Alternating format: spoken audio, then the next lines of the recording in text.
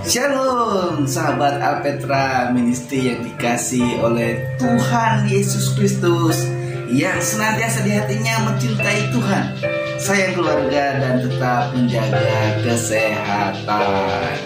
Berjumpa lagi di channel Alpetra Ministry.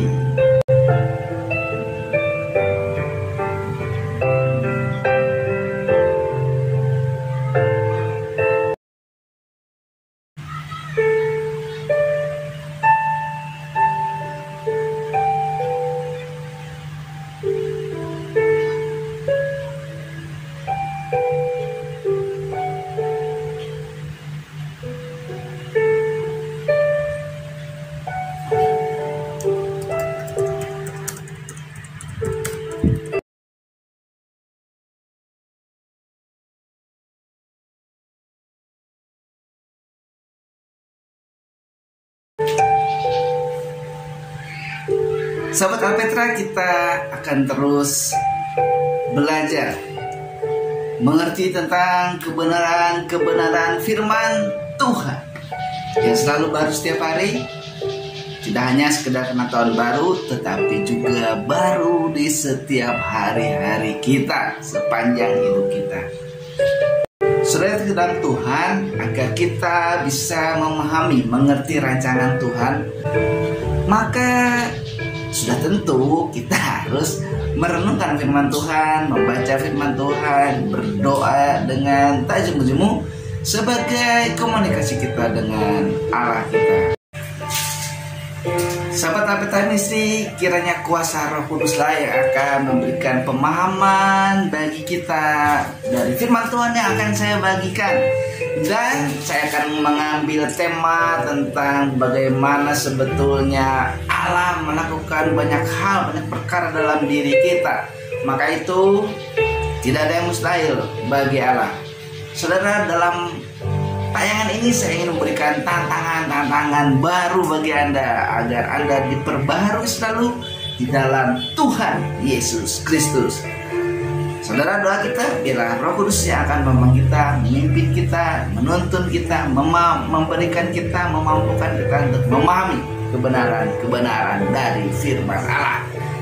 Kita akan mendasari obrolan kita kali ini dengan Yeremia 32 ayat 26 sampai 44. Kita akan sama-sama melihat, membacanya di dalam Yeremia 32 ayat 26 sampai 44.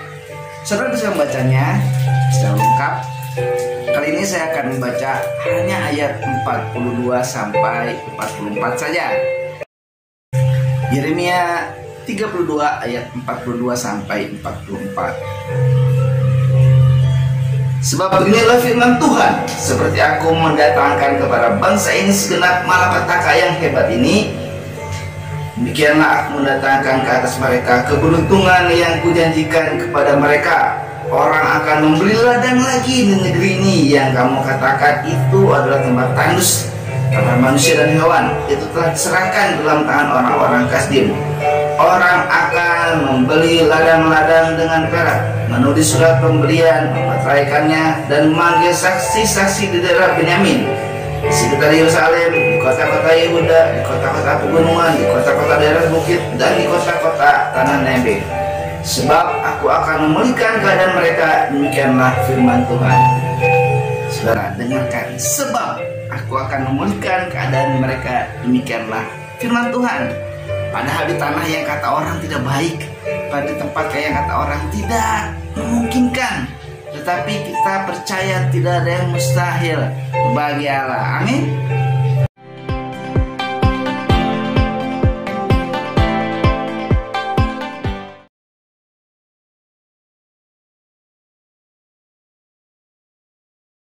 Saudara, bagaimana kita bisa meyakini bahwa tidak ada yang mustahil bagi Allah? Bagaimana kita meyakini akan ada pemulihan?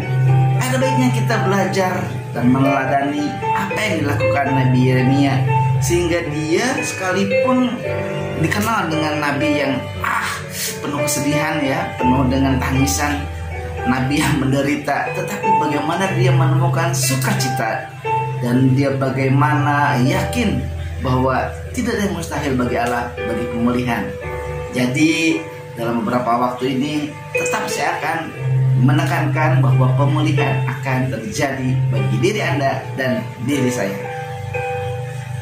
Sebelum masuk lebih jauh meneladani teladan Nabi Yeremia, saya ingin cerita sedikit bahwa ketika saya saat ini melakukan tenda, saya bekerja sebagai tukang tenda seperti Paulus, saya dikatakan oleh teman-teman, tidak mungkin kamu bisa berjualan di tempat yang tidak memungkinkan, tidak mungkin kamu bisa ada yang membeli. Tetapi saya percaya yang saya lakukan sudah saya doakan. Kalaupun itu laris manis, puji Tuhan. Kalaupun tidak ada yang beli, bahkan sampai seminggu tidak ada yang beli, saya tetap berkata puji Tuhan, karena saya tidak akan kehilangan sukacita dari Tuhan. Sebab satu yang saya percaya, bahwa Tuhan akan melakukan mujizat yang luar biasa dan tidak ada yang mustahil bagi Tuhan.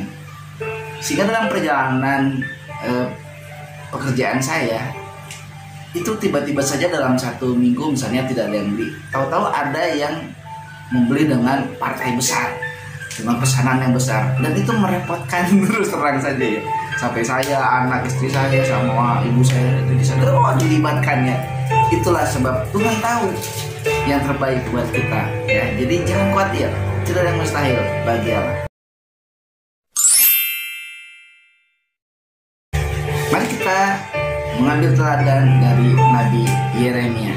Yang pertama, saudara, Yeremia itu orangnya taat, tunduk dalam kuasa Allah. Jadi sebaiknya kita sebagai orang-orang yang percaya seharusnya berserah, taat, dan tunduk dalam kuasa kasih Allah. Kasih Allah begitu besar bagi Anda dan saya. Kasih Allah begitu besar bagi manusia. Dengan dibuktikan melalui pengorbanan Yesus Kristus di kayu salib yang mencurahkan darahnya, yang digunakan untuk menyucikan segala dosa manusia. Setiap orang, setiap manusia yang datang mengakui dosanya dan percaya kepada Tuhan Yesus Kristus sebagai Tuhan dan Juru Selamatnya, maka dia akan ditebus dari dosa dan memperoleh keselamatan hidup yang kekal. Nabi Yeremia pun demikian.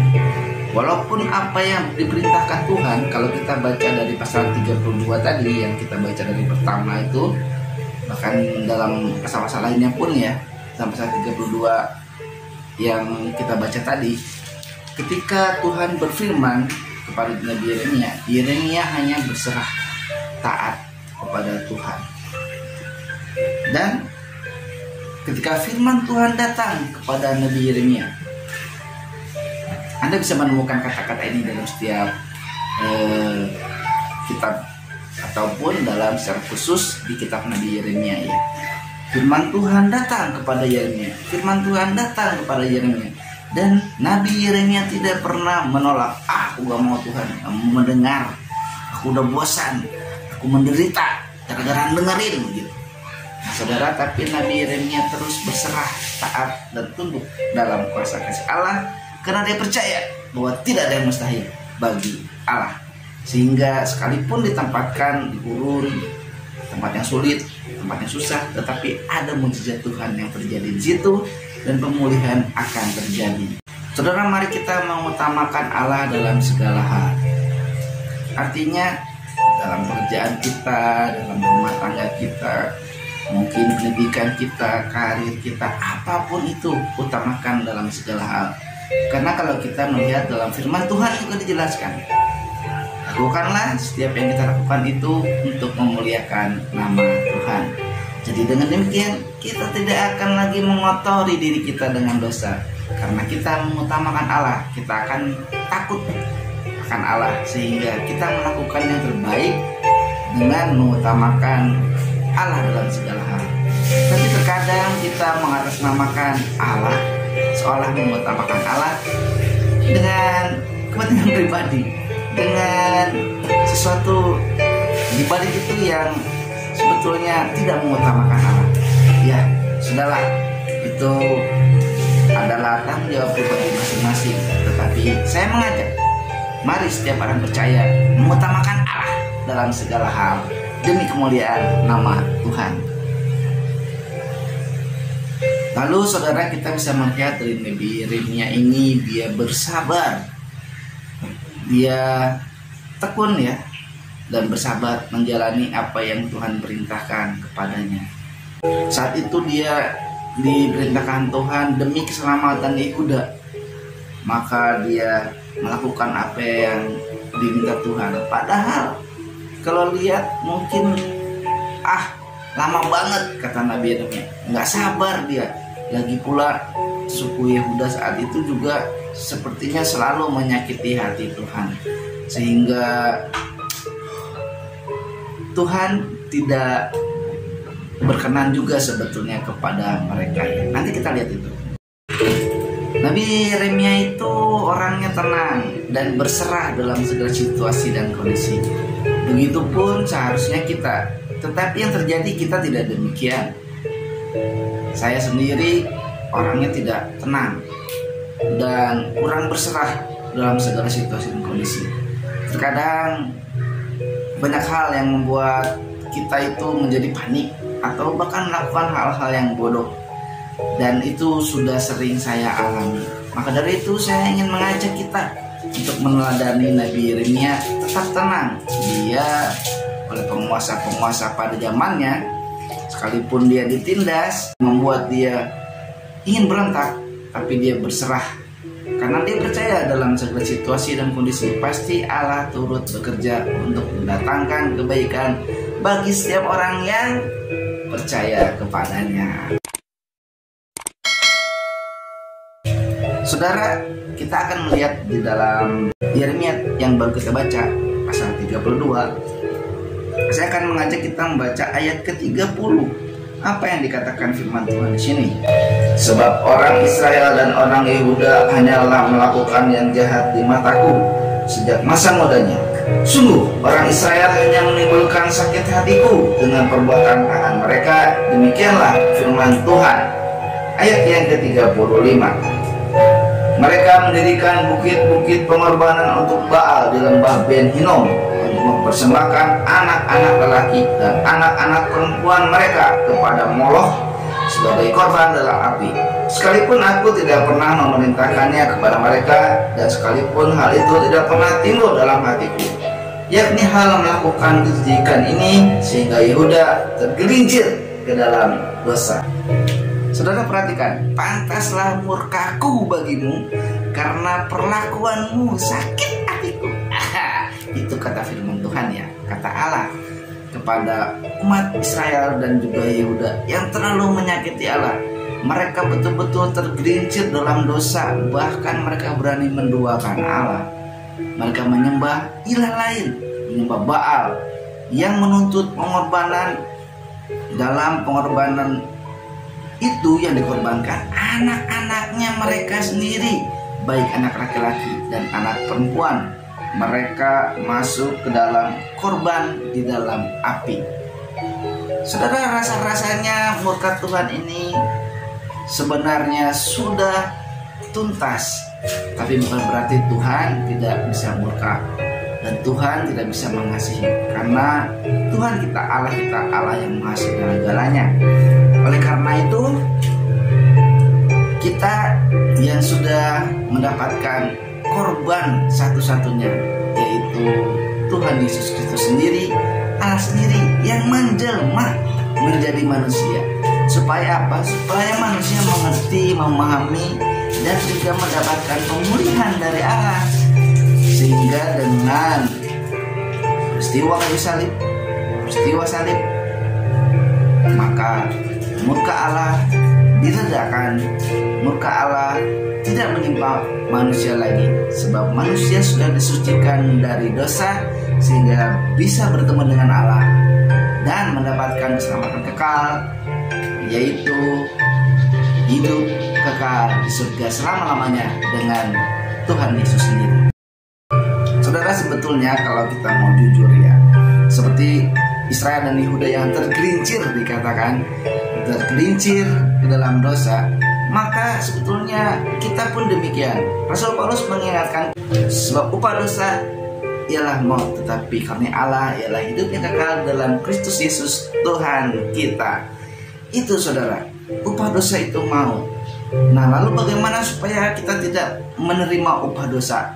Bagaimana kita supaya tidak menikmati maut tetapi menikmati surga?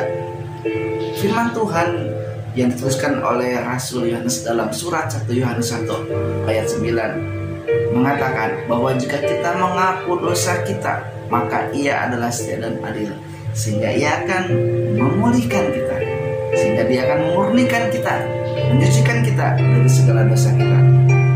Jadi kuncinya supaya murka Tuhan tidak menimpa kita, supaya pemulihan terjadi, yang pertama adalah mengakui dosa kita dengan jujur di hadapan Allah kita. Sebab upah dosa ialah maut. Karena itu dosa itu harus dihilangkan dengan cara mengakui dosa kita, bertobat bersungguh-sungguh, dan kita yakin bahwa Tuhan Yesus sudah menunjukkan kasih-Nya dan kebenarannya, sehingga sangat-sangat penting dan sangat-sangat pasti bahwa hanya dengan melalui Tuhan Yesus Kristus maka pemulihan akan terjadi. Pemulihan dari dosa, dari maut kepada hidup yang kekal, pemulihan secara ekonomi, pemulihan secara kesehatan, pemulihan secara apapun yang sedang Anda alami pergumulan saat ini, di dalam nama Yesus Kristus semua akan dipulihkan. Percaya bahwa Allah memberikan yang terbaik buat umatnya. Saya menantang Anda untuk terus mengandalkan Allah. Anda ingin pemulihan rohani terjadi? Mari belajar berkomunikasi dengan Tuhan, berdoa senantiasa, membaca Alkitab setiap hari. Zaman sekarang baca Alkitab bisa hanya dengan menggunakan gadget Anda, dan Anda pun bisa hanya dengan mendengarkan firman Tuhan. Rasa-rasanya 4 pasal sehari sekarang ini tidak sulit untuk membacanya. Ayo, lakukan pemulihan rohani dengan rajin berdoa, rajin baca Alkitab. Selain pemulihan rohani, kalau kita mengandalkan Allah, maka pemulihan jasmani pun bisa terjadi bagi Anda.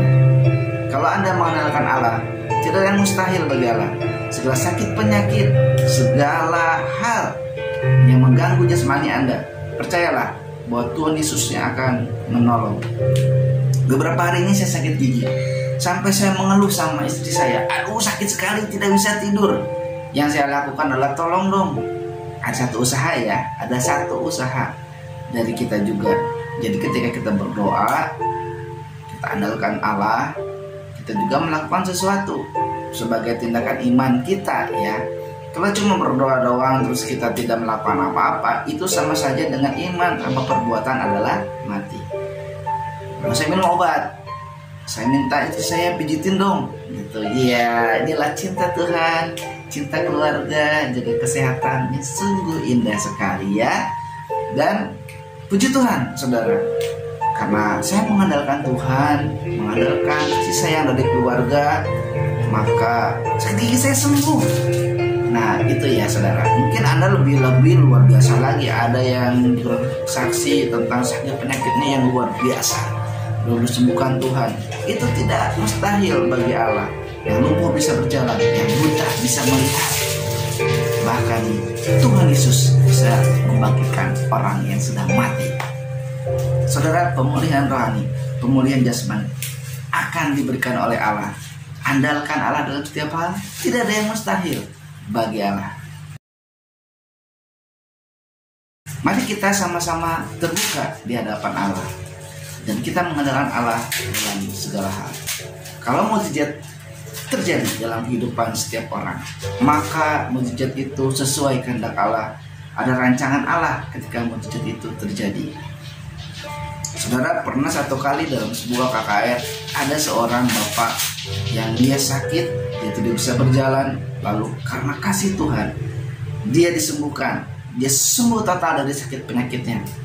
Tetapi saudara, Allah menghendaki bahwa tentunya ada pertobatan baru, ada kecintaan baru dari bapak itu untuk datang kepada Tuhan Yesus, tidak hanya untuk kesembuhan tetapi untuk melayani Tuhan.